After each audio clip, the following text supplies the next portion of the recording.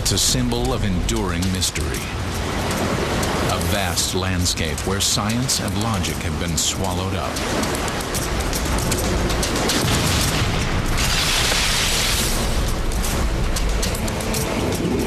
It is called the Bermuda Triangle. To many, it is a graveyard.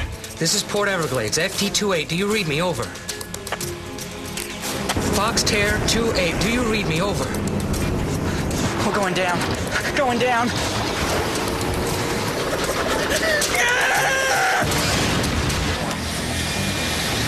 I'm not surprised they disappeared without a trace, because that does happen occasionally here for people that we try to go look for. Sometimes we don't find anybody. A legend surrounds the disappearance of 5 Navy bombers.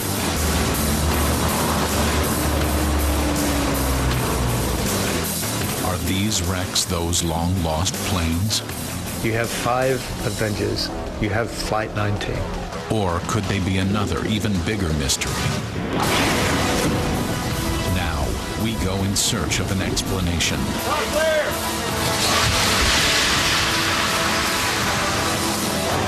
Solve a 60-year-old puzzle. Good morning. Good morning. Let's go see some airplanes. That's the last run out here. Burst the bubble behind the Bermuda Triangle. Something strange is happening right there. And unmask a secret killer. Okay, that makes no sense. Looking out the window, we are going down. Sometimes the truth is more shocking than legend.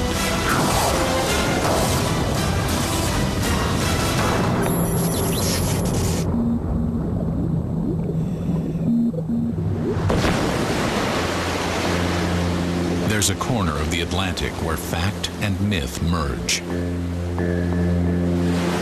And into that strange brew, some people believe whole ships and planes have simply disappeared. This is the Bermuda Triangle.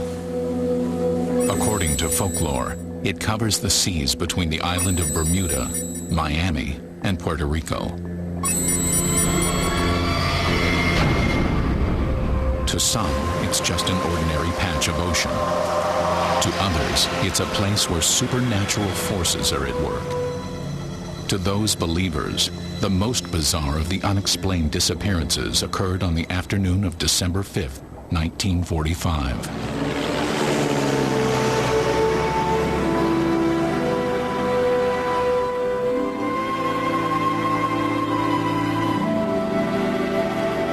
Months after the end of World War II, Naval Air Station Fort Lauderdale was still keeping the skies east of Florida full of trainee pilots.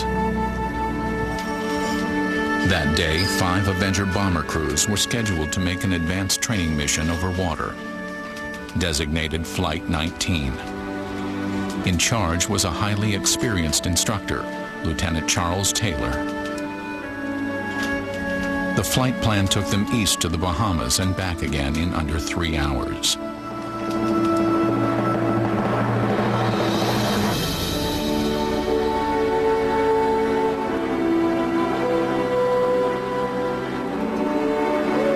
The following reconstruction of these men's last hours is based on transcripts of the radio logs. Those logs show that the flight went as planned until about 90 minutes after takeoff. FT-28 to Barcy. You seem to be taking us off the assigned navigational course. Over. Negative, Lieutenant Taylor. According to my compass, I am on the correct course. Listen, Barcy, we are not on the planned route. I'll assume lead and correct our position. Over. Roger, Lieutenant.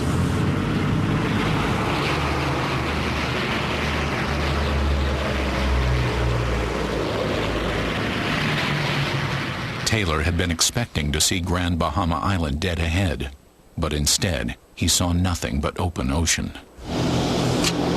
Powers, this is not making much sense. How long have we been in the air? We've been airborne 1 hour, 45 minutes. We should be seeing land by now. There's nothing out there.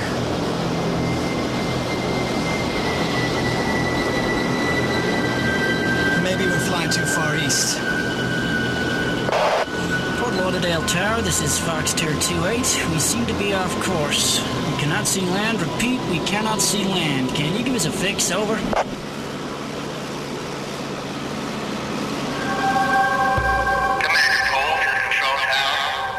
I got a call on the intercom, or the squawk box as we used to call them. The control tower called me and said, it looks like, Commander, it looks like we got a flight in trouble. Roger that, over. So what exactly is going on out there? Sir.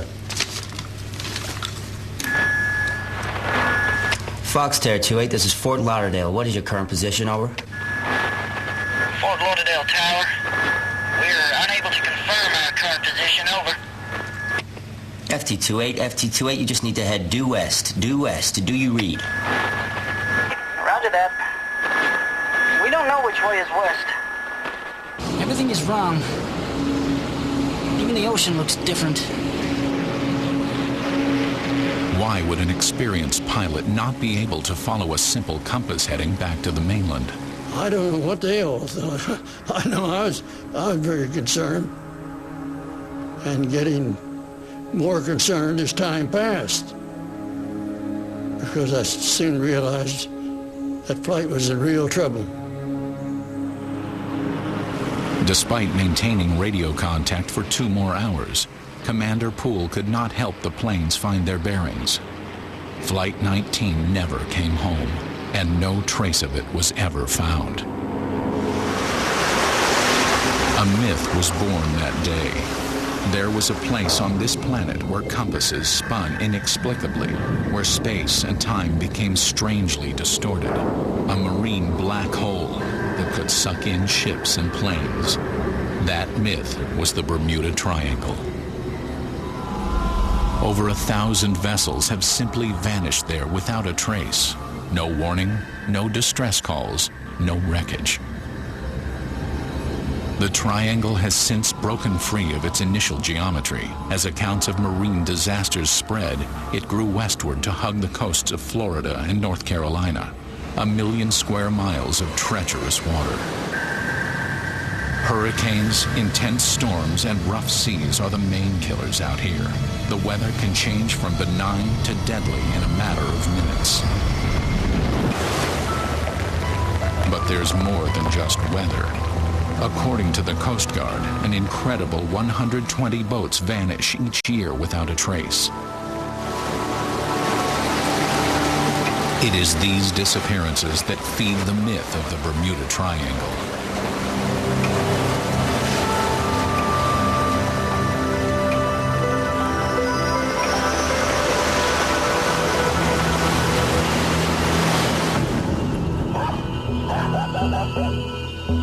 Author Richard Weiner has spent the last 3 decades chronicling these bizarre events. We don't know our own planet. We know more about the moon. We're probably learning more about Mars than we know of our own planet. We know about the Earth, but we don't know about the sea. The explanations are beyond belief. Giant sea monsters, cosmic time warps, spinning compasses, holes in the ocean that swallow ships. Yet the disappearances are very real. Weather, atmosphere, phenomena, magnetic anomaly, any number of those things to do it. And one day, when we have submersible vehicles that can scour the ocean bottom in its entirety, we may find out what really happened. And maybe something beyond our wildest belief. That day is finally here. Graham Hawkes, explorer and submarine designer, intends to uncover the mysteries of the Bermuda Triangle. We have all these mysteries in the Bermuda Triangle. And they exist because here's the surface of the ocean, the light bounces off of that, a ship sinks through that and it's gone. And we don't really know where it's gone. I mean, what we can do with these new tools, the Aviator, is just to peel the lid off of that and go down, look, and guess what? They're all there. Hawkes is not a Bermuda Triangle believer, but he knows that to convince others, he must do one thing: find the lost wreckage of Flight 19. In 1991, he thought he had. We were searching for Spanish galleons. We came across one Avenger on the bottom, thought nothing of it, just lugged it. We came across another aircraft, took a look at it with cameras, an Avenger. Second one, lugged it. Squinting at the grainy images from a camera lowered over the side of his ship, Hawks suddenly realized this was something big. Not 2, but 5 Navy Avengers clustered on the seabed. Had he stumbled across Flight 19? Shocked and surprised. We just didn't expect to find a fifth. It just fit too closely with Flight 19. You know, 5 aircraft disappeared. But the images from the primitive black and white camera were too fuzzy to make a positive ID.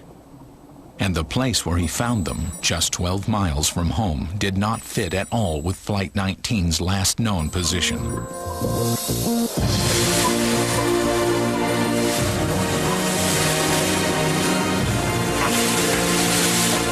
Now Graham is back in Florida with a new submarine and a new mission to finally put to rest the mystery of Flight 19. It's a very big ocean out here, and to find a group of 5 gaggled together like that, that's the question. What are they doing there?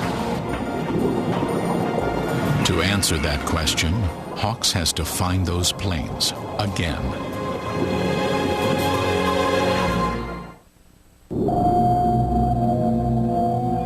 More than 100 planes crash in and around Florida every year.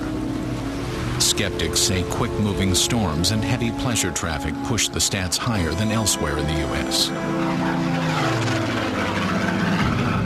But Bermuda Triangle believers think other forces are at work. I would say there's some kind of a anomaly going on down there that we can't explain, something that goes on down far, far below the deepest rays, the last rays of sunlight. To truly understand the Bermuda Triangle, we have to dive down below the waves. To see it with a geologist's eyes. Woods Hole scientist Bill Dillon has spent decades studying this remarkable underwater landscape. We're starting our tour of the seafloor inside the Gulf of Mexico.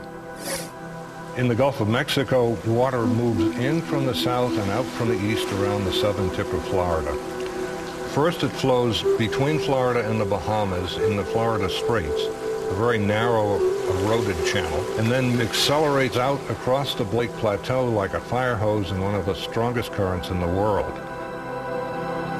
It sweeps the sediments along, scouring the seafloor and preventing deposition so that we have a broad, flat plateau with some broad sand dune-like structures on it formed by the high-speed currents.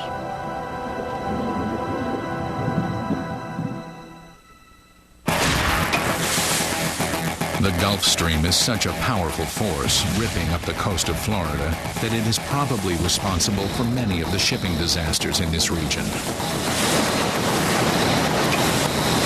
But there's more going on down here than a violent current. Tracing the perimeter of the Bermuda Triangle underwater offers some breathtaking sights. We'll start out from southern Florida and move eastward across the Straits of Florida, which are a deep channel scoured by the Gulf Stream, and then across the flat Bahama banks. As we move further east, the seafloor drops very steeply down to over 5,000 meters at the base. Rarely see slopes that steep. The pilot of my submersible said that he got a sense of vertigo looking down the escarpment at one place. It's several times as high as the Grand Canyon, and if it were not covered by water, it would certainly be a tourist attraction. As we continue eastward, we go to Puerto Rico. North of Puerto Rico is the Puerto Rico Trench, the deepest point in the Atlantic Ocean. This dramatic sunken landscape makes itself felt even at the surface, where it helps drive the region's powerful weather systems. But there's more. As the seabed slopes up to the coast of North Carolina, we encounter a strange underwater scene. The slope is marked by landslides. As we go further south along the slope, we see locations where gas is bubbling out of the seafloor. And if we approach it, we can see chunks of white material on the seafloor, which are gas hydrates. Gas hydrate is an ice-like material which incorporates a lot of methane into its crystal structure. And immense amounts of methane are expected to be there. The northern reaches of the triangle are full of this bizarre substance, half ice, half gas, a sign that giant stores of methane lie below. This region of the ocean contains so much natural gas that it could easily supply the entire United States for 70 years. This is mostly a good thing. A large supply of energy not far offshore. But there is a downside. This gas is highly volatile. An undersea earthquake or landslide can violently release it into the waters and air above. Could these gas pockets hold the key to the mystery of the Bermuda Triangle? There are still things happening in the triangle today. We don't hear about them. I would say at least once a week, maybe twice a week, some obscure Bahamian fisherman just never comes back from fishing, just disappeared. It's so commonplace out there that they don't make a big issue of it. Sailors tell of freak waves appearing from nowhere and hammering ships into oblivion.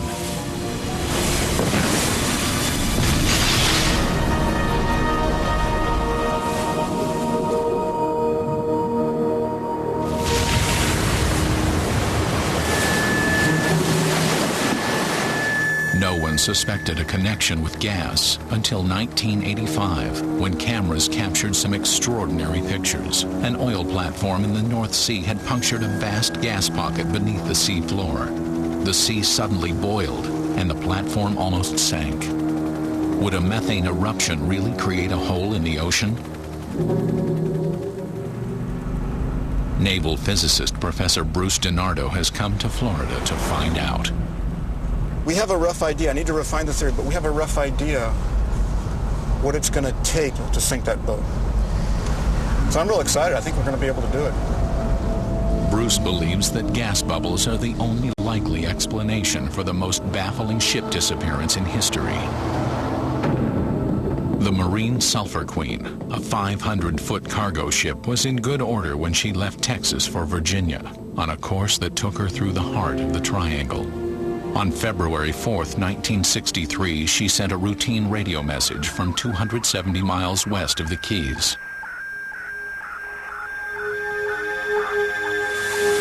The Sulphur Queen and her 39-man crew were never heard from again.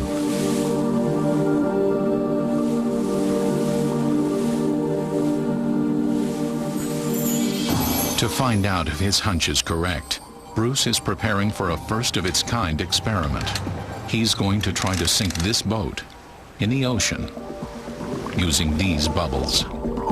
Could gas be the real cause of the Triangle's unexplained disasters, both on the ocean and in the air?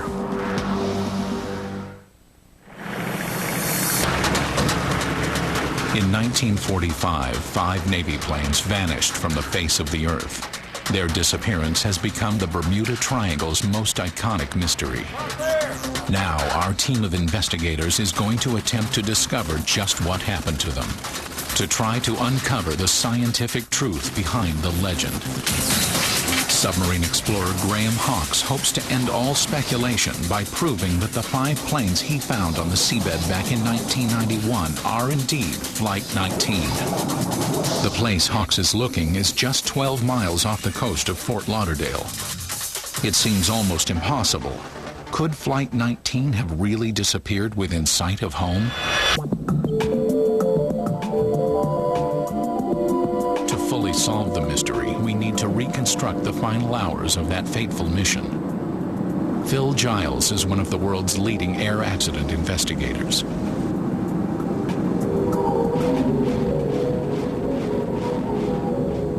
The aircraft themselves were in a state of good maintenance. There were no known deficiencies in the aircraft, and similarly with the crew.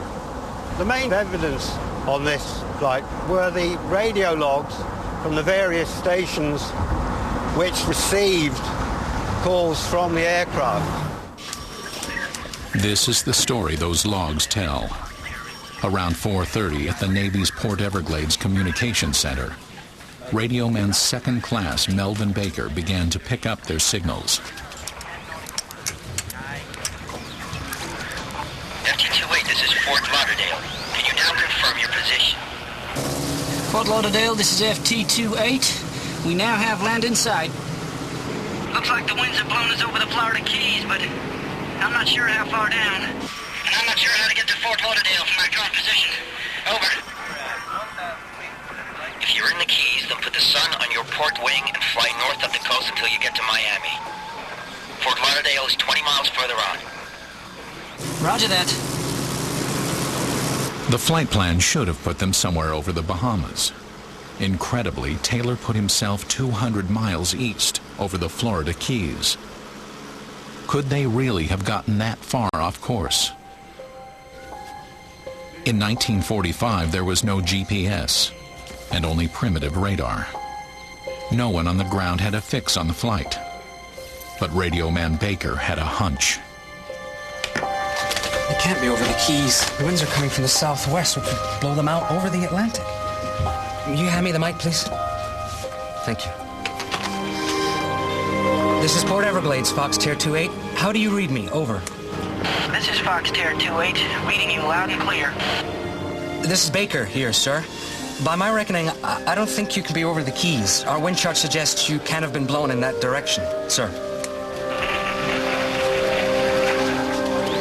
FT-28, do you read me?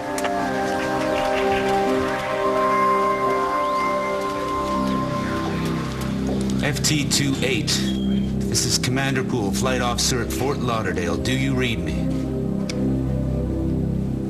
The personnel in the tower and myself just got pretty quiet because of the hopeless feeling that there was nothing you could do. Tried everything. Now hang on. How much flying time do they have left? Enough fuel to fly until 2000 hours, Commander. Gives us 3 hours to get them back.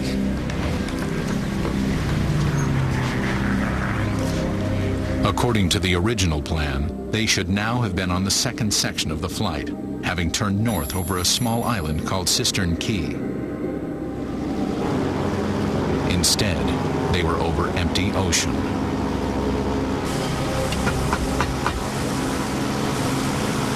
Something made this experienced pilot believe his compass could not be trusted. As they flew on, the weather took a turn for the worse. Taylor, if your compass isn't working, maybe one of us should take the lead. Negative. Lieutenant Taylor, sir? Don't you think that we should go west? My instruments appear to be working. You want me to take the lead, sir? Bossy, maintain your position. Over. Meanwhile, on the ground, Melvin Baker had an idea how to determine which way Flight 19 was flying. Just turn down the power. We don't seem to be getting very far. FT-28, this is Port Everglades. How do you read me? Over. Port Everglades, this is FT-28, reading you clearly. Okay, Lieutenant. I estimate that if you fly southwest, it should bring you toward me. As I turn down the power here, if I can still hear you, it'll mean you are definitely flying toward me. Roger. We'll go. He's definitely not over the Gulf. If he was, we wouldn't be able to hear him so clearly. He's got to be closer. But Baker could not convince Taylor to trust his compass. FT-28 to Port Everglades. Listen, Baker, if I am that close to you, I should be able to see land. You might not sight land if you're parallel to us, or... Sir, please, you have enough fuel to reach us. Just keep flying toward me. Baker, I don't think this is the right direction. FT-28 to Fort Lauderdale. Do you have a fix yet? Your transmissions are fading. Repeat, your transmissions are fading. What is your bearing? Over. Baker was not able to persuade them to turn around. All he could do was monitor their ever more desperate transmissions.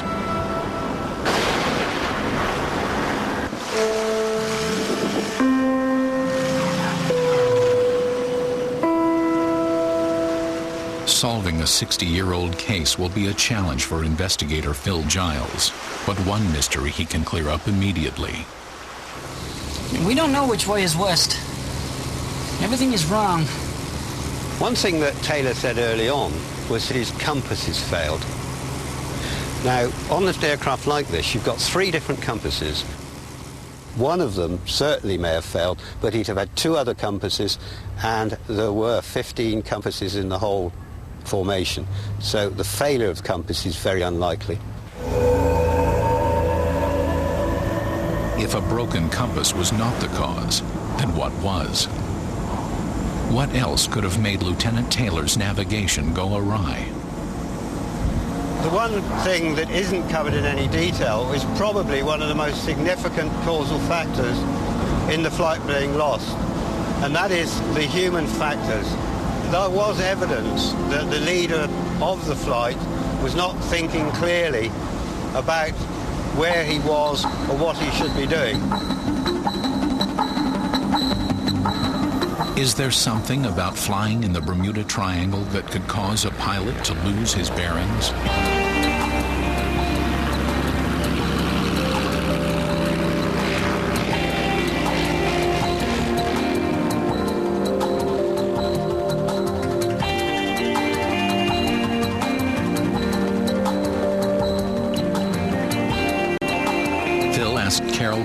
An experienced local flight instructor, to help him understand the peculiar problems of navigating off the coast of Florida. Okay, we're level at 1,500 feet. When you're flying over an area that has no visual landmarks, it's very easy to lose your sense of motion. For instance, if we started out on a prime heading of east, made a turn to the west as we did, and then turn toward the south, if you're making very gradual turns and you're not being very, very cognizant of what you're doing there, you'll find yourself in a whole other direction than you thought you were. Each year, around 30 light aircraft go missing in the triangle.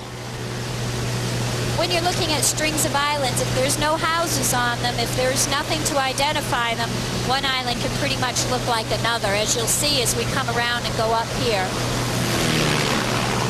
Right now, we're in good shape because we can look back and we can see, oh, there's the highway. But if we couldn't see that highway, one of these islands would just look so much like another. And in times of poor visibility, that's a serious issue.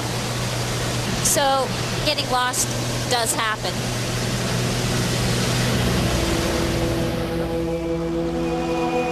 Was this the way Flight 19 ended?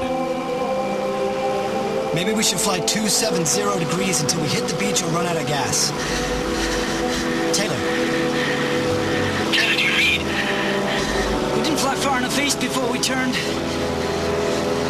How long have we been going in this direction? Where in the hell are we?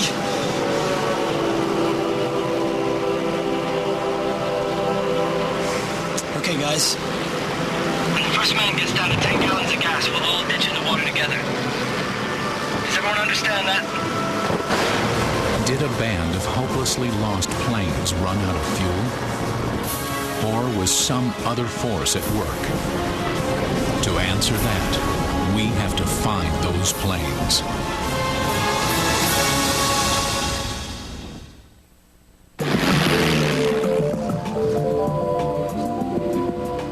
In Key West, an aircraft accident investigator is about to give his verdict on a mysterious disappearance. Meanwhile, off the coast of Fort Lauderdale, an undersea explorer is preparing for a momentous dive. 60 years ago, 5 Navy planes and their crew of 14 vanished. A routine mission that went tragically wrong. Both these men are trying to solve the Bermuda Triangle's biggest mystery, the loss of Flight 19. Phil Giles thinks he's close to the answer.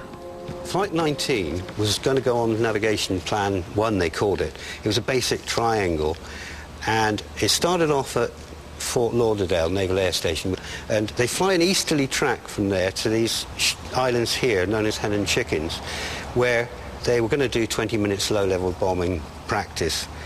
The next leg was onto a track passing over Grand Bahama Island to Great Sail Cay up in the north of the island, and then return to Fort Lauderdale. So at what point in the training leg do you think they actually went wrong? Well, I think they went wrong after the bombing run at Hen and Chickens Island. The winds were stronger than anticipated that day and pushed the planes northeast from their intended track. Phil thinks they overshot the turn north at Cistern Key and instead made the turn at Great Abaco Island. That error completely changed the landscape outside Lieutenant Taylor's window. If he had been on track, he would have expected to see land lying across his track, Great Bahamas at right angles.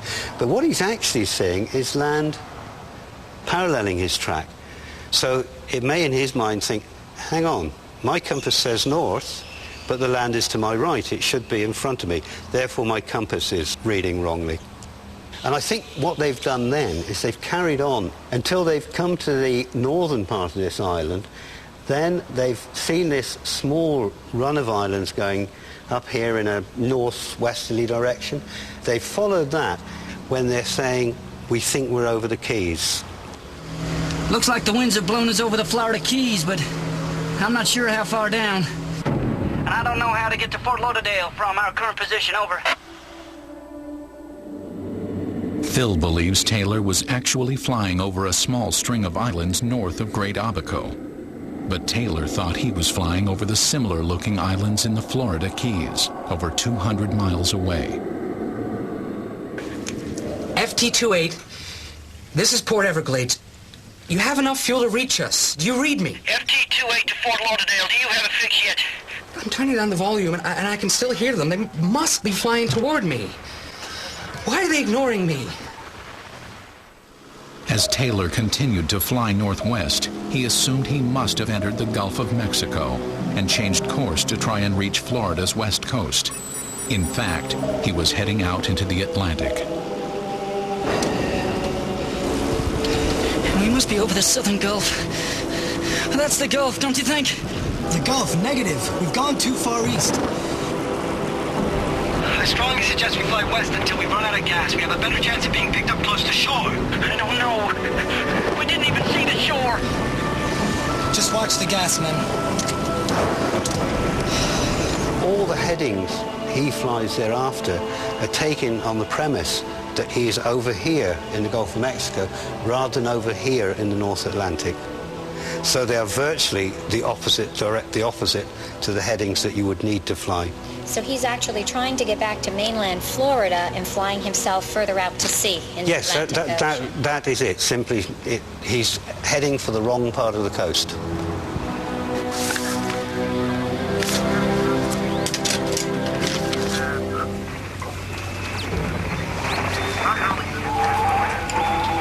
Foxterre 28, this is Port Everglades. Do you read me, over? Baker knew from their weakening radio signal that they were now heading out into the desolate heart of the Atlantic. This is Port Everglades, FT-28, do you read me, over? Foxterre 28, do you read me, over? Oh, come on. Late into the flight, an array of ground radio stations finally got a fix on Flight 19's radio transmissions. Based on that, Phil can make an accurate guess at where Flight 19 ditched.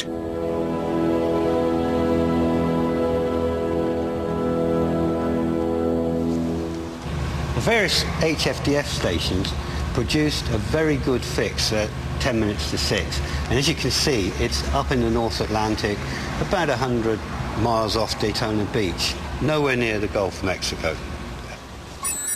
Ironically, that fix put them only 25 minutes from Daytona Beach.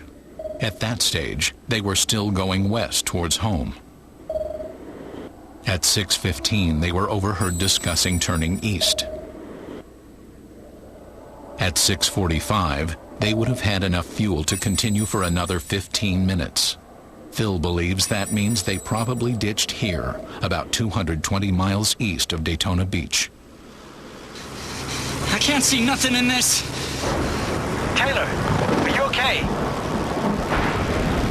When the first man gets down to 10 gallons of gas, we'll all land in the water together. Everyone check their May Wests. We're out of gas. We're going down. Going down.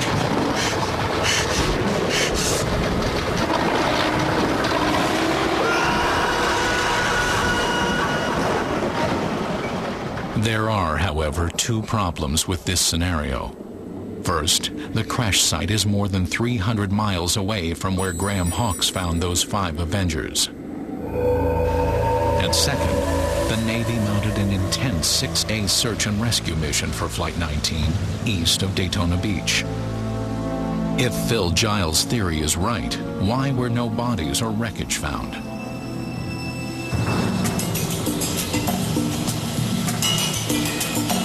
Some clues might be found here, at the U.S. Coast Guard in Miami, where they understand better than anyone the realities of search and rescue in the Bermuda Triangle. So if you take it back to 1945, yes, we had no technology, probably 200 miles offshore. You had a rough sea, rain showers, completely overcast. Very difficult. Any chance of finding Very difficult, yes. Just to give you some perspective just of today, even if we do our search as perfectly as we possibly can in the most benign weather conditions, flat seas, no wind, perfect search conditions for the aircraft and crew, our best percentage of finding someone, what we call the probability of detection, is 78%.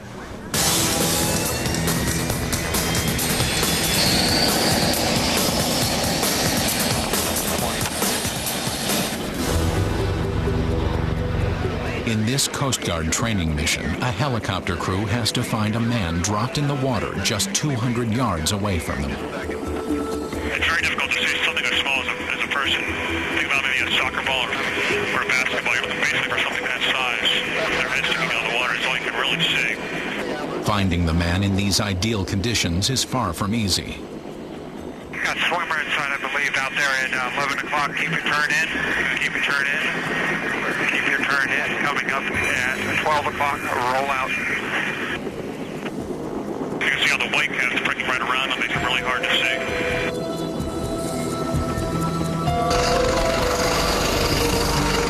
You can barely see the man like this. And he's wearing an orange neoprene suit and a big old snorkel on top.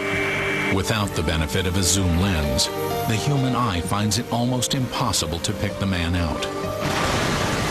Finding Flight 19 200 miles from shore in heavy seas would have been much harder. Those aircraft would have sunk very quickly. Essentially, if you're not looking in the first hour of them being reported lost and having an asset on scene, they're essentially looking for persons in the water. I'm not surprised they disappeared without a trace, because that does happen occasionally here for people that we try to go look for. Sometimes we don't find anybody, even to this day.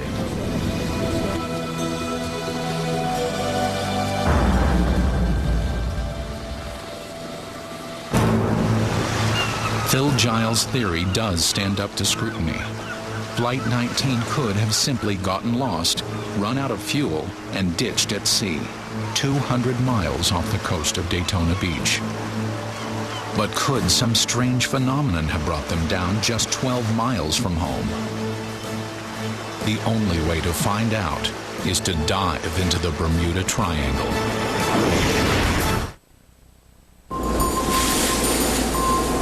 Explorer Graham Hawkes is about to return to the 5 sunken Navy planes that he first faintly glimpsed over a decade ago. He suspected these planes could be the long-lost Flight 19, but others disagreed. Experts came at us from every which way. This is Flight 19. No, this airplane is too old. They don't match. Some of the numbers match, some of the numbers don't. A lot of conflicting information. This time, he's going to go down there himself, see them with his own eyes, and find out once and for all who they are.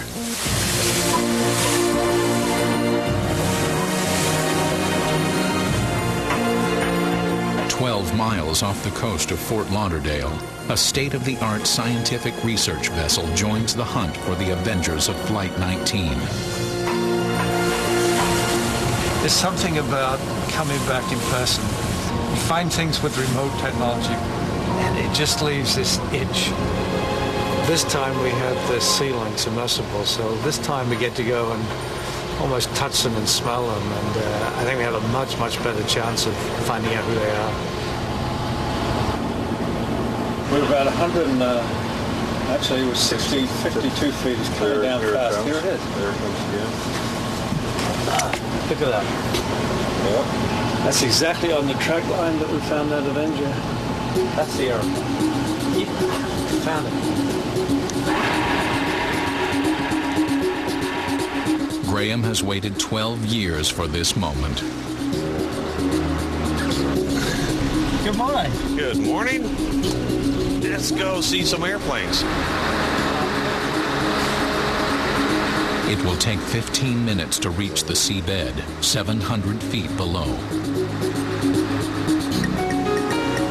In the back of the submersible is Harold Larkin, an expert on Avenger design.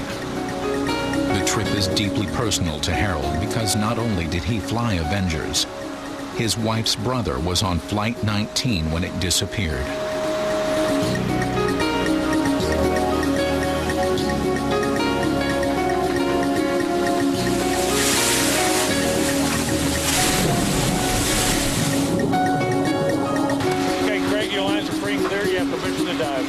Roger, I got 200 yards, 310, thank you.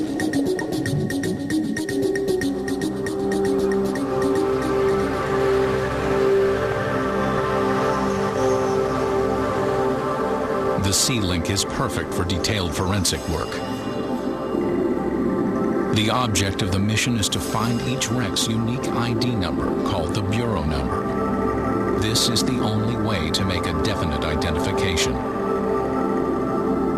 Well, got a target out here, Dan. Ah, good. Okay, we have a target. It's about 400 feet out.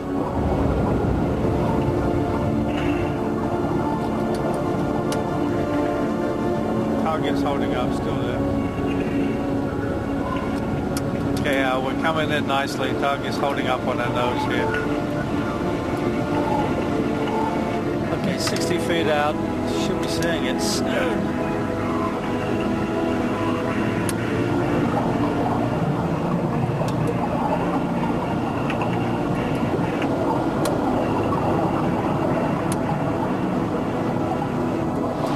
There we go. Holy cow. We have a plane in sight.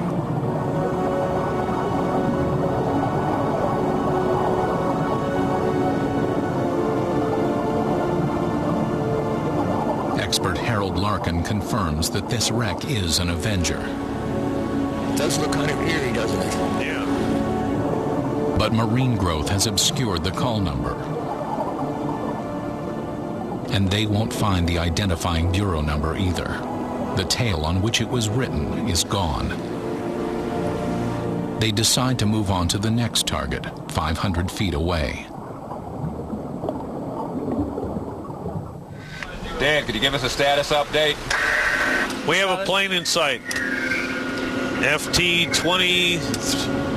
Could be an 8 or a 3. It looks, yeah. It's more like a 3. FT-28 was the lead plane of Flight 19. According to Navy records, FT-23 was not part of the flight at all. The mystery deepens. Okay, busted off. Tail's gone. This plane hit the water at speed.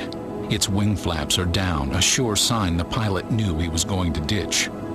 The fuselage is sheared off just after the trailing edge of the wing. Did this Avenger somehow plunge into the middle of Flight 19's crash site? The unique number written on the tail would help Hawks unravel this puzzle. We may never find it. Oh, hold on, then. See this piece down here?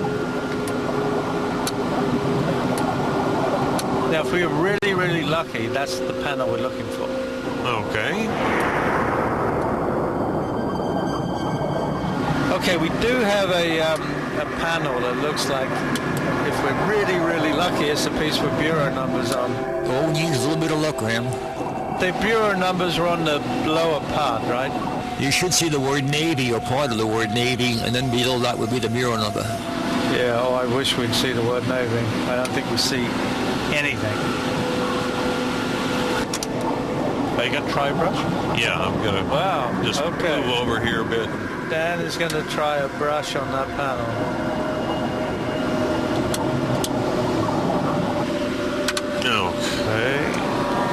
Okay, brush is in contact.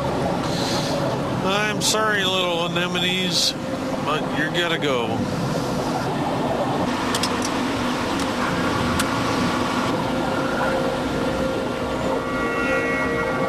Any idea where that exactly that would have been painted? In the middle of the panel, towards the leading edge or trailing edge?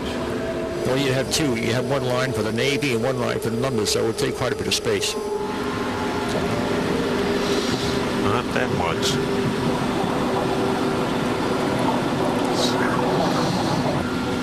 So what do you think? I don't think it's part of the fin. Okay. We need to move on. I hate to give up on this. Our search has no success at the next two wrecks. Now Graham is closing in on the fifth and final Avenger. Oh, there we go. Here we got it. FT-87. This number is proof. The plane is not from Flight 19. This patch of ocean cannot be their graveyard. Okay, well, the good news is the canopy is back, which means the full crew's probably got out there. Can we go and take a good look at the tail section? Yeah. We can find anything there. The search for bureau numbers is taking on a new purpose. To find out how 5 planes, not from Flight 19, could have crashed so close together. But this wreck is also missing its vertical fin. We want to show you something, Howard. I think this may be the vertical rudder. Well, I could turn sideways right and let him take a look at Where? it. And underneath there's a little wing coming into view now. Your left wing. In the middle of what? Right in the middle of the screen. Right. I can see something out of the porthole. Holy cow. They're there, then we should get a bureau number. There's a difference between human eyes and a camera.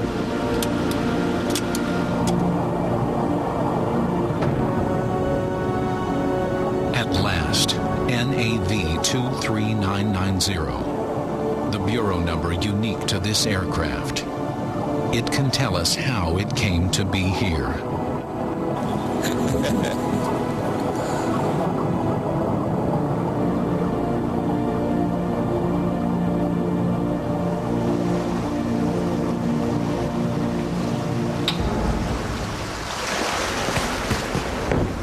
It's the 4th of July, and while Florida celebrates, Graham Hawkes has a new mystery to solve. The answers are somewhere in these 60-year-old naval accident reports. NAV 23990, lost at sea. In October 1943. FT-87, piloted by Ensign George Swint, returning to Fort Lauderdale from a bombing run. At precisely 12:20 p.m., the engine suffered a catastrophic loss of power and it ditched. Swint and his crew survived. By marrying the conditions and locations of the wrecks with the naval records, Graham can make a good guess at the identity of the other 4 planes. Flight 19 did not go down 12 miles off Fort Lauderdale. Instead, we have an even bigger Bermuda Triangle mystery. Graham Hawkes has just discovered 5 separate planes that came down on 5 separate dates on the same cursed spot.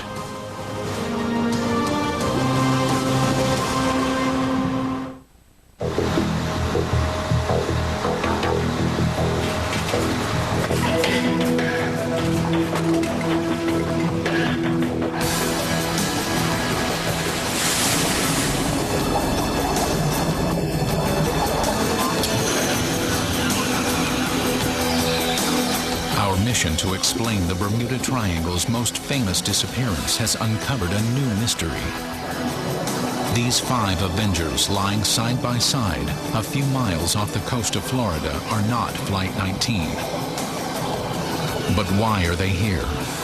It's extreme irony that the one guy who does not want to find a Bermuda Triangle mystery, because I don't believe in it, actually kind of has one.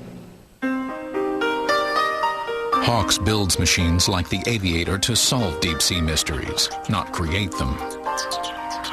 The chances of finding 5 Avengers on the seabed within a 1.5-mile radius are minuscule. There it is. I'd say the chances of 5 planes being this close together are about the same as hitting a hole-in-one and getting struck by lightning while having a winning lottery ticket in your pocket. This handful of wrecks should now rightfully replace Flight 19 as the Triangle's most enigmatic mystery. Rivaled only by the most bewildering loss of a ship in this part of the world. That of the Marine Sulphur Queen, the 500-foot freighter that vanished in 1963. There might be a single explanation for both of these strange disasters. A sinister killer that lurks below the seabed of the Bermuda Triangle. Massive pockets of methane gas. This film footage of an oil platform barely floating on a boiling sea was the first clue to the damage a giant bubble release could do. Professor Bruce DiNardo has assessed the threat from bubbles, at least in theory. So let's think of a boat floating on water. The reason the boat floats is that the weight of the boat is balanced by the buoyant force, which is given by Archimedes' law. The story goes that Archimedes discovered this while he was taking a bath, and he was so excited by his discovery that he ran through the streets naked crying, "Eureka," or "I found it." If either of these quantities are changed, it's possible that the boat can sink. And one way of doing that is if bubbles were introduced into the water.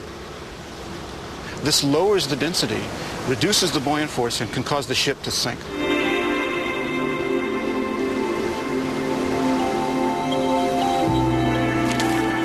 Then it goes to the manifold. To put the theory into practice, our professor needs some help from Hollywood special effects designer Phil Beck. I'm 50-50 on it. I mean, the theory seems like it's right to me, but I don't know. It's a lot of bubbles. No one has ever attempted to sink a real boat with bubbles before. The aim is to recreate a small-scale methane gas eruption like the one in the North Sea. So they're building a massive lattice of pipes that will be sunk onto the seafloor. They will then pump a vast amount of air, which has similar properties to methane, into the lattice. The air will be forced out of the pipes from small holes into the water above.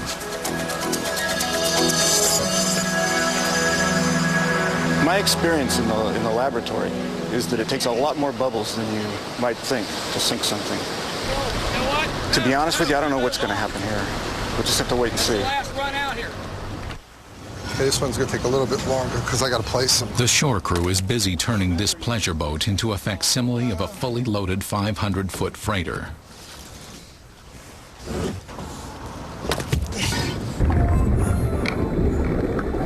Meanwhile, the divers lower the lattice onto the seafloor.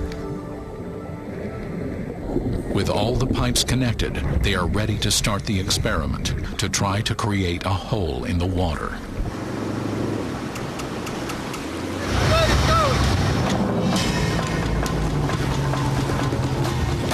Turn them on.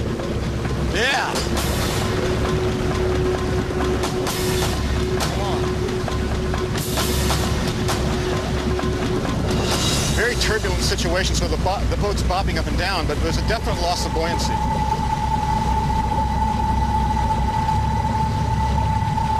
With this much air, theory says the boat should have sunk. But there is something they haven't anticipated. It's not dropping very much. That's not a good sign. The bubbles themselves lower the density and makes it sink, but the upward force due to the flow of the water is keeping the boat up. It looks like the two roughly cancel each other. Bruce suspects there is a neutralizing effect in the center of the bubble field.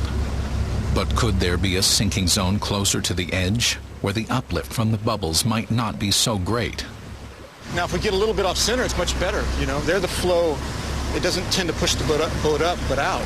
And you saw the boat, it dropped. The buoyancy clearly reduced there. They move the boat just a few feet to the side of the bubble field and try again. See that? Instant drop.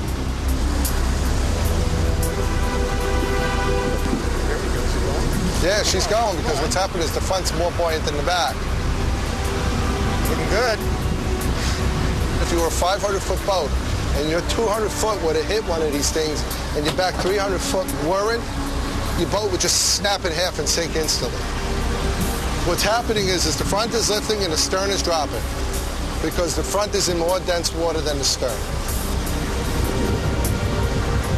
30 seconds, she's gone.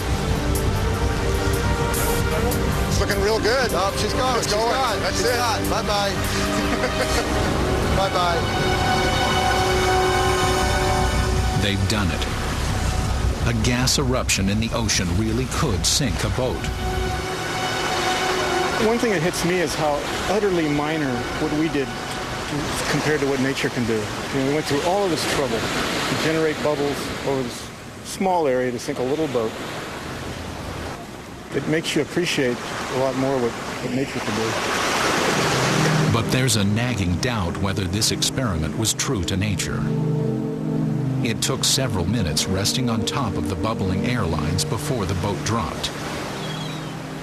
In the real world, a ship would be cruising through the water. And these were small bubbles. Some scientists speculate that undersea landslides could release giant ones.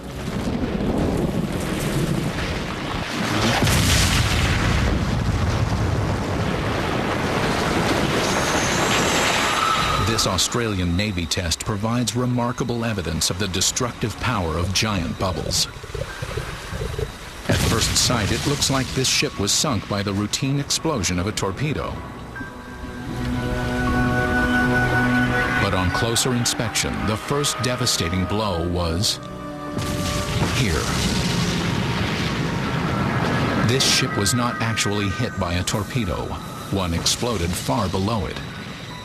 And at this precise moment, a giant bubble of pressurized air ripped it in two. Engineering a full-size ocean-scale bubble release is not practical or safe.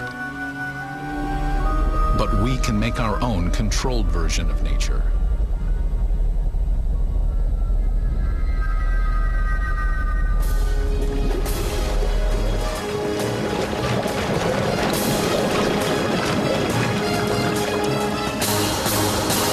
Experts in naval engineering are about to shrink the ocean into a test tank and harness the raw power of giant bubbles. 3, 2, 1, pull.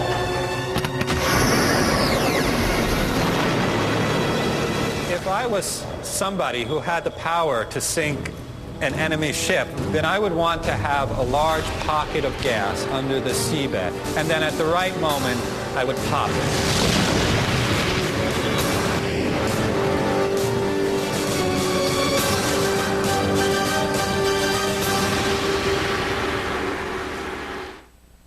Beneath the waves of the Bermuda Triangle, the seafloor is full of pressure points, ready to explode. Some people spend their lives chasing the bubbles these seeps release. The seeps that we generally study are usually continuous, but every once in a while, these continuous seeps can become blocked up. And when they do, the pressure behind builds, and sooner or later, something gives.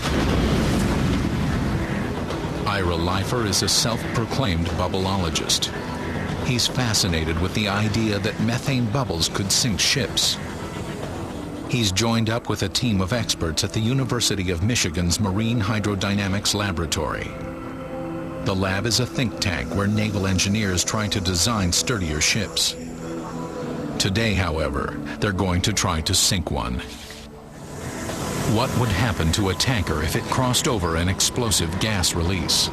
Could the result look something like this? We're about to find out. what we want to do is try and build some sort of a mechanism in our large towing basin that's going to simulate that sort of thing. So, you know, we can't just turn on an air hose and have bubbles come out. We need one big bubble. Designing a giant bubble maker is not a common task for this team. We've got a box frame to start with, come up with that. And now on top of this back bar, we'll put our piano hinge and then hook our drum up right like that. Oh, that's perfect. With a 55-gallon drum and a nod to the backyard barbecue, the remote-controlled bubble apparatus is ready to go. Seat shall still float. The team chooses a 1 to 120 scale model of a 900-foot crude oil tanker for the experiment. Drilling holes into the deck simulates open hatches, something a captain would lose no sleep over in calm waters. Ballasted with weights, the model is left sitting low in the water. The model and the way it's sitting in the water is very low to the deck, is very low to the water surface, and that is exactly representative of what the real ship would look like. They load these ships as much as they can so that they're able to transport as much cargo as possible. The first test will be to subject our tanker to a field of bubbles, like in our Florida experiment.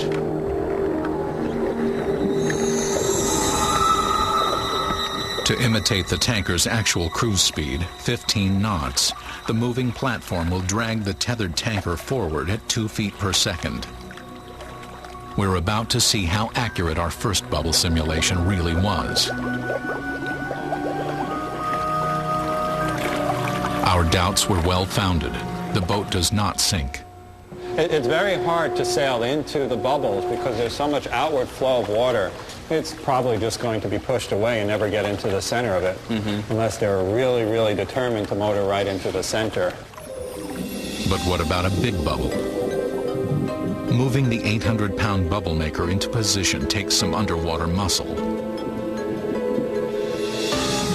This test will simulate the worst-case scenario, the release of a bubble that's as big as the ship.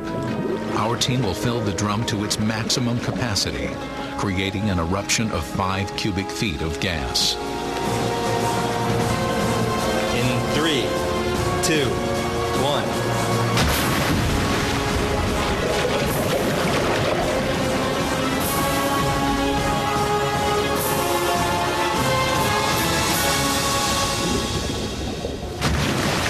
On the first attempt, the model sank with horrifying ease. If this were a full-scale 70,000-ton ship, it would have disappeared off the face of the ocean in 3 seconds flat. It was the tidal wave that did it, that started swamping. Yeah, definitely saw an onrush of water over the deck, and I think that's what helped push the model down deep enough. What really sank this ship? The bubble? The wave it created? The position of our boat? Only with the help of crystal clear images from our high-speed cameras will we know for sure. Something strange is happening right there. Well, there at one point there was water well above all the superstructure of the boat. If something like this were to happen in nature, there would be no hope. Probably no survivors. It would be so quick and so catastrophic, it isn't surprising that there aren't distress calls.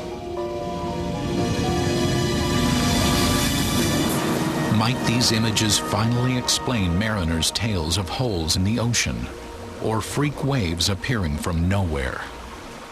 Scaled up, a bubble like this would instantly create a 100-foot tidal wave. The next second would be oblivion. But could a bubble this big exist in nature? Things like this do occur.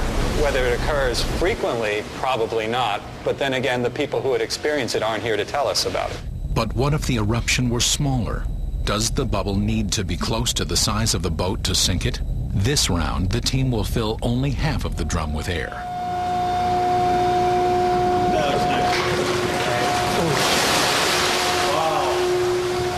At that time, the bubble came up right in the stern quarter. You can see the whole stern drop down as the buoyancy left from underneath the ship. And then bounced off. Yeah, and then as the bubble curled around, water washed over the deck.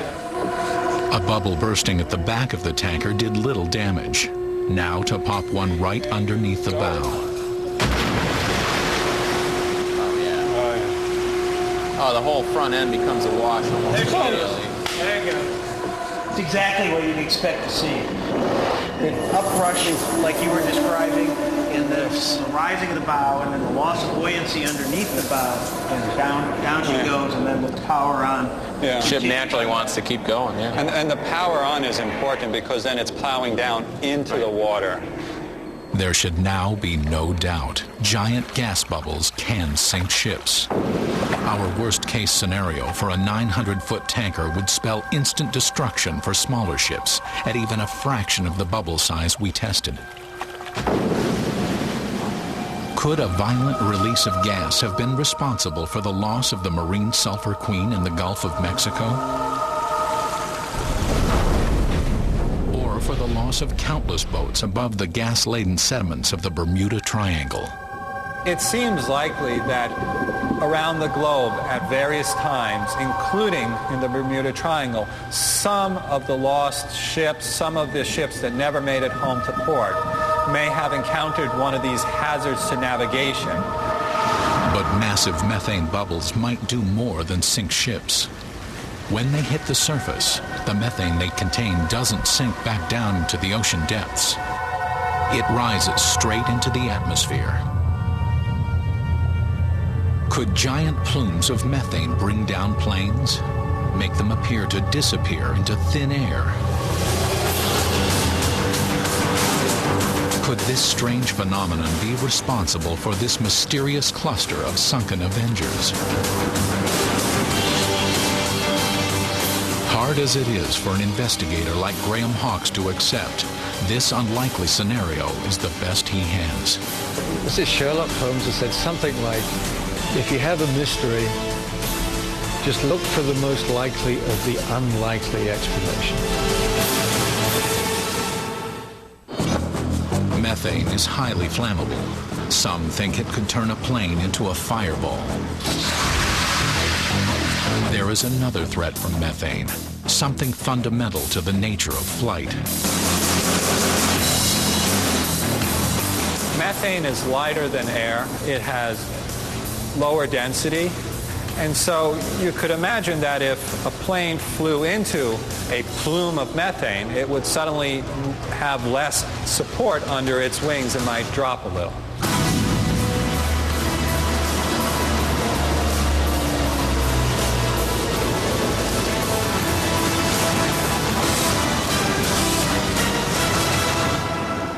Steve, the approach is complete.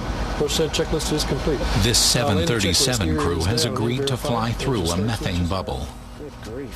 What did you guys do here?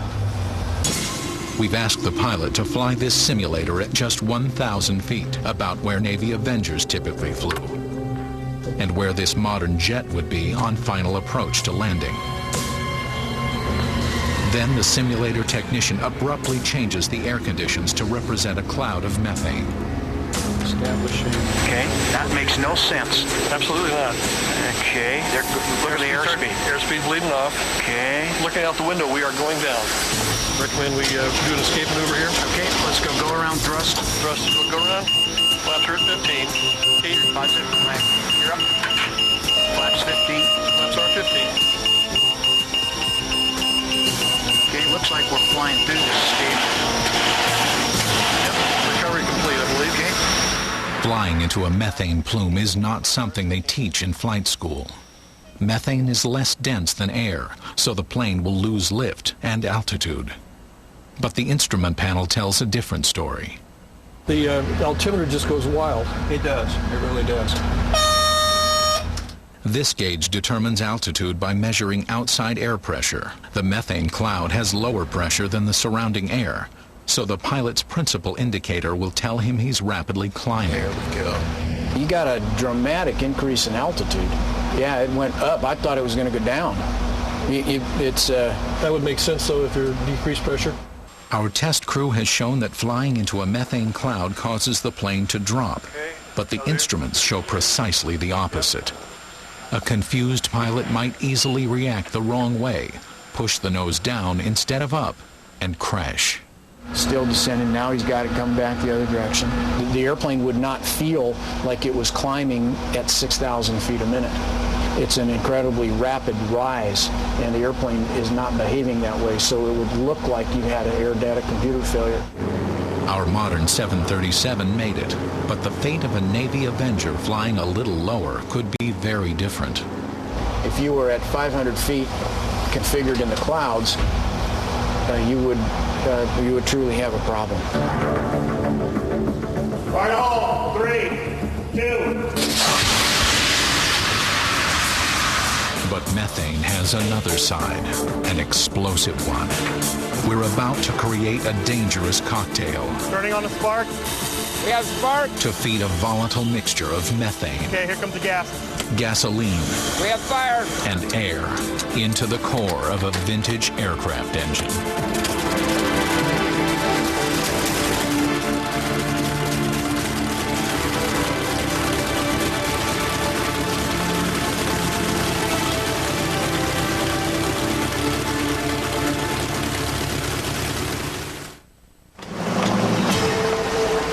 Our scientific investigation has found a new prime suspect for the mysterious spate of disappearances in the Bermuda Triangle.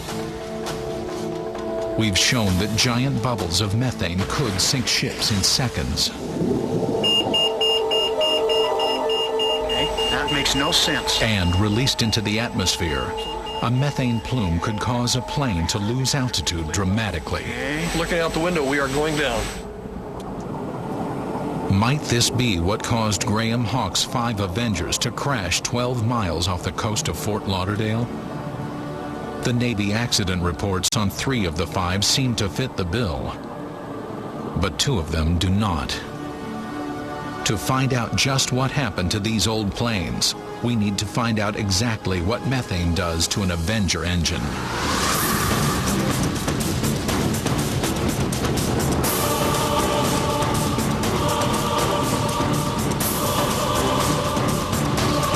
Aircraft Cylinder in Sun Valley, California, dozens of 1940s and 50s era engines have found their last resting place. We're about to bring one of these veterans back to life for a final mission.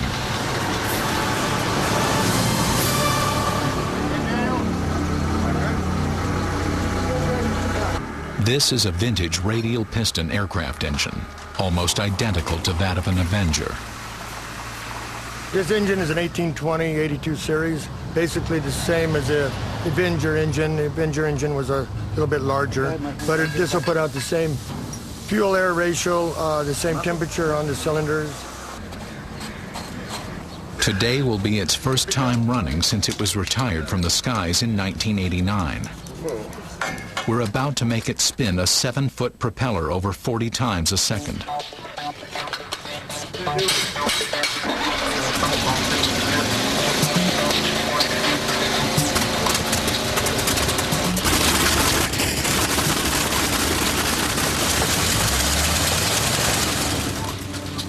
Like any internal combustion engine, it is built to contain explosions of fuel and air, built to hold in fire.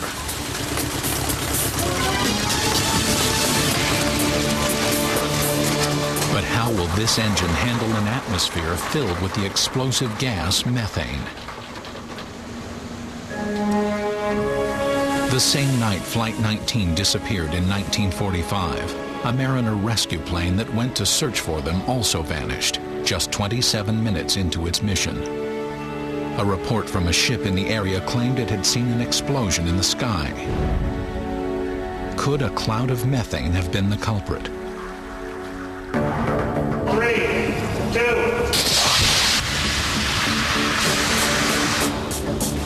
2. Meet the pyrotechnic experts at special effects outfit GEM FX. They've devised a way to imitate a methane cloud around an aircraft engine. What we've done is we've welded this outside cone to trap our test methane in its chamber. And this is the exhaust tip right here from the engine. We're assuming that the exhaust plume should come out about this far out.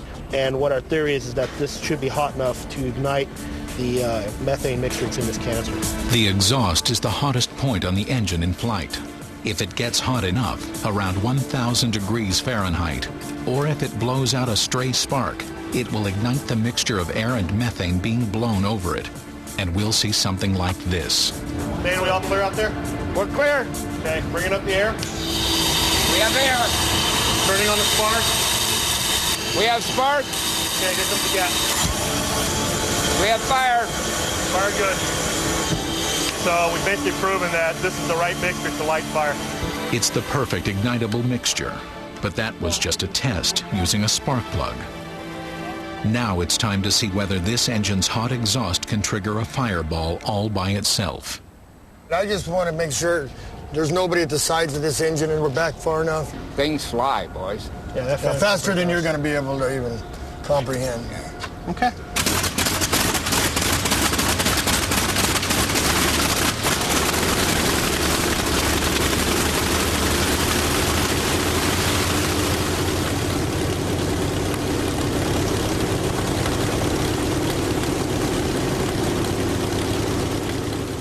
Our crew monitors the exhaust temperature with an infrared probe to see when the engine is fully warmed up. Now the explosive mixture is unleashed. Nothing. The exhaust only got to 700 degrees Fahrenheit. This type of engine is just not hot enough to cause a fireball if it flew through a cloud of methane. Bottom line is that with an ignition device that's hot enough, you can light gas around it, but that exhaust is not hot enough to light the gas. The aura of mystery surrounding Flight 19 is receding even further. The Mariner rescue plane could not have exploded because of a methane cloud. In fact, the Martin Mariners were known as flying gas tanks. Several had previously exploded in midair. But combustible methane could have another effect on a prop engine. If it were to get inside it, it might cause it to cut out. It's an idea that might help us solve the puzzle of the 5 Avengers discovered by Graham Hawkes. Navy accident reports show that in 2 cases, the engine simply quit in mid-flight. Could methane be the hidden cause of this type of malfunction? Most scientists think not. So you'd need maybe hundreds of cubic meters of methane, or maybe thousands of cubic meters of methane, to create a density in the air that would stop an airplane engine, I would guess. No one has ever tried to feed methane directly into the heart of a running aircraft engine. Until Ilya Popov designed this special air intake. One that allows controlled amounts of methane to be added into the air before it mixes with gasoline inside the engine. Our plan is to inject 3 levels of gas, or actually 3 different pressures at 3 different flows. So the first one will be 5 psi, then we go to 11 psi, and then we'll finish it off with 45 psi, just to ensure that we take this engine down. Adding methane will throw off the delicate chemical balance of air to fuel. What we'll be doing here is richening the mixture up to the point where we think it'll kill the engine. That's the expectation, but there's always a chance it could do what methane has a habit of doing. We might have a big explosion.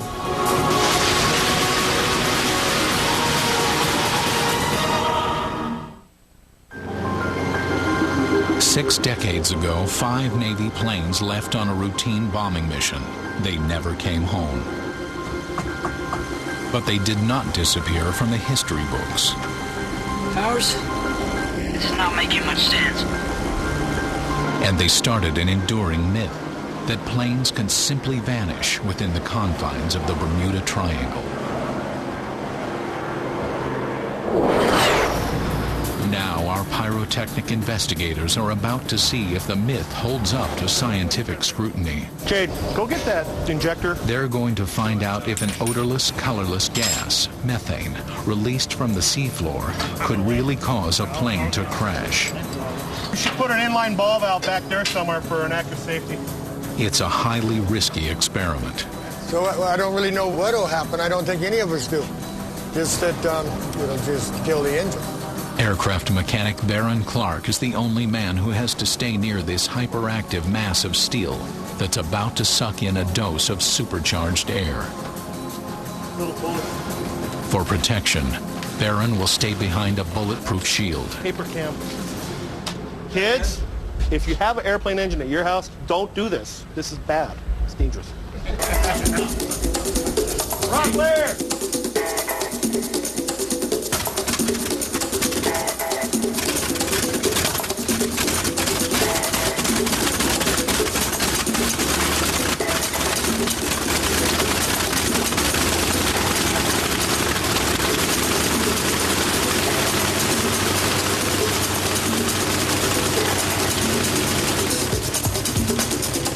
Now to start the flow of volatile gas. This first tiny trickle does nothing. More methane, and the RPMs drop.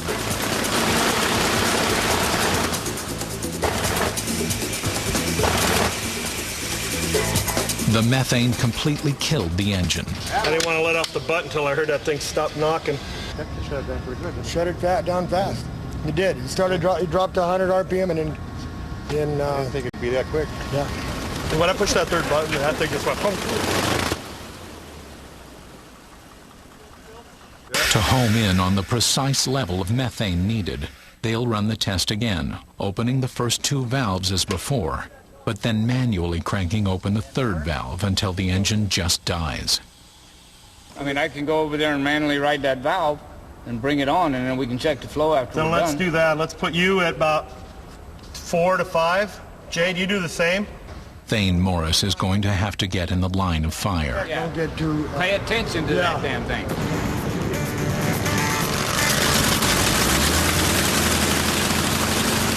The first two valves are open. Now Thane leaks a small stream of methane into the engine.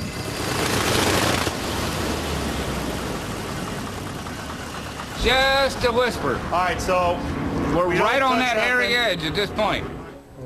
Our experts can now calculate exactly how much methane it took to kill it. 0.955. That's not much.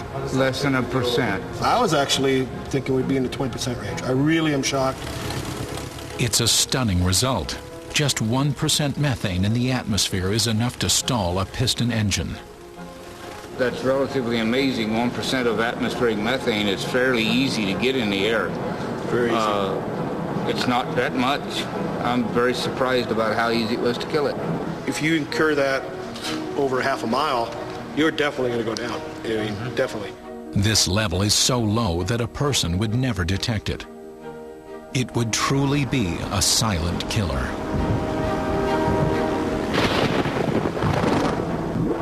It would only take a minor gas eruption from these enormous reserves to create a localized patch of air with enough methane to stall a passing engine.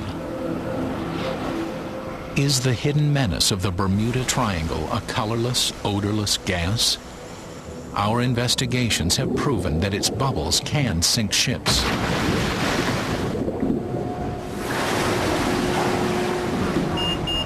And that it poses a double threat to planes. Okay, there's your stall. And we're going to stall. First, it cuts the power to the engine. Then, it makes things fall from the sky. Could methane be the answer to Graham Hawke's shocking discovery of 5 Navy Avengers clustered on the seabed? There's one major problem. That crash site, 12 miles off the coast of Fort Lauderdale, is not close to the Triangle's known methane deposits.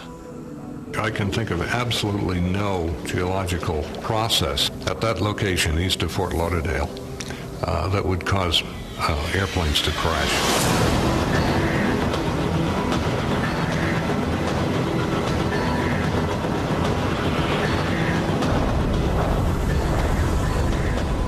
But surveying the area around the crash site, Hawks found something else surprising.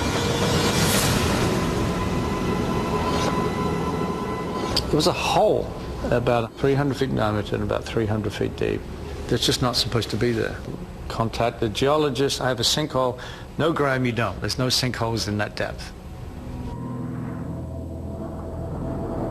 There are places around the globe where the seabed is marked by giant pockmarks, presumed to be the remains of giant gas eruptions. Could the holes Hawks found also be the signature of methane gas? Geologists find this highly unlikely. But then so is the grouping of these 5 plains, all within 1.5 miles of each other on the seabed. The Bermuda Triangle has offered up another mystery, one that's fit to take the place of the legendary Flight 19. That case is now at long last ready to be closed. There's only one logical, tragic explanation. Sir, please, you have enough fuel to reach us. Just keep flying toward me. Baker, I don't think this is the right direction. FT-28 to Fort Lauderdale, do you have a fix yet? He established a mindset fairly early on after he had realized he wasn't on the correct track, that he was in the Keys at Florida. Air crash investigator Phil Giles believes that Lieutenant Charles Taylor developed a serious mental breakdown, a kind of tunnel vision that made him blind to any of the options he was offered. I don't think you can be over the Keys. Our wind chart suggests you can't have been blown in that direction. Today, this condition is known as spatial disorientation. It's recognized as one of the most dangerous threats to a pilot. There was no shaking it. And this is not an unusual phenomenon. People decide on something, and then with the stress of the occasion, they will stick with that initial concept because in their mind, it's very real. Once he got this mindset, it was going to stay with him until forever because no one was going to jog him out of it. The Bermuda Triangle did not bring the 5 Avengers down. Human fallibility did.